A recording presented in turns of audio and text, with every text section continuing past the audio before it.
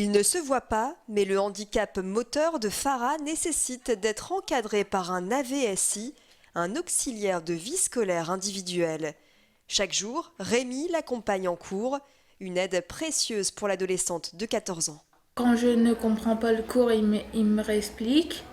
Euh, des fois, j'arrive pas bien à prononcer des mots, alors il me reprend.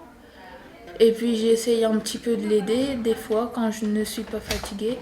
Cela fait maintenant 1 an et demi que le duo Farah-Rémi fonctionne et les progrès sont déjà là. On a vu un gros changement d'attitude chez Farah quand même depuis que je m'occupe d'elle. Donc elle est beaucoup plus sûre d'elle, elle va plus vers les autres, elle participe plus en cours. À Villeneuve-d'Ascq, le collège Le Triolo compte 42 élèves en situation de handicap, suivis par 22 auxiliaires de vie scolaire. Ce qu'il faut bien avoir en tête, c'est qu'il n'y a que la partie visible de l'élève qui dysfonctionne lorsqu'on parle du handicap moteur, mais que la partie invisible, celle qu'on ne voit pas, fonctionne très bien et que certains de nos élèves en situation de handicap sont les meilleurs éléments de leur classe d'un point de vue scolaire. Et ça, c'est possible grâce à toute la finesse du travail de la VSI.